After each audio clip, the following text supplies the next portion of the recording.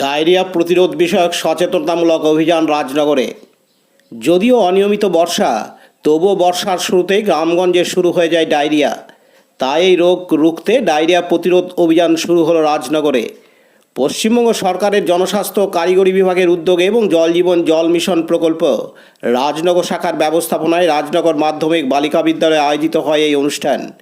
বিদ্যালয়ে ডায়রিয়া রুখতে বিভিন্ন সচেতনতার বার্তা দেওয়া হয়। উপস্থিত ছিলেন রাজনগর গ্রামীণ স্বাস্থ্যকেন্দ্রের মুখ্য স্বাস্থ্য অধিকর্তা ডাক্তার তীর্থঙ্কর সিংহ, ওই স্বাস্থ্যকেন্দ্রের অন্বেষা ক্লিনিকের শৈলেন মণ্ডল, জল জীবন জল মিশন রাজনগর শাখার উপেন্দ্রনাথ পাণ্ডে, চিন্ময় কর্মকার, উৎসব মণ্ডল থেকে বিভিন্ন বিশিষ্টজনেরা।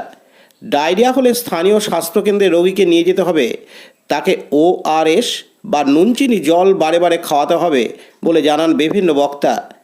এভাবে বিদ্যালয়ের পড়ুয়াদের মধ্যে ছড়িয়ে দেওয়া হয় ডায়রিয়া প্রতিরোধের বিষয়ে সচেতনতার বার্তা।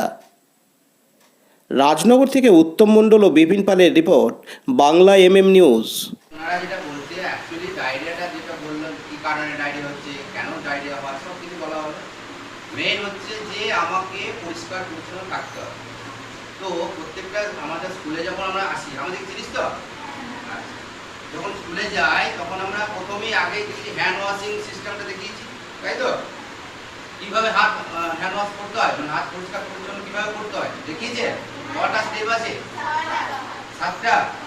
শিওর? খাবার কিন্তু কেউ খাবে না, ঠিক আছে? আর কি করতে হবে এই রোগ থেকে বাঁচার জন্য? আর কি উপায় আমাদের? হাতে সব থেকে বেশি জীবাণু হয়ে যায়, তাই না? হাত দিয়ে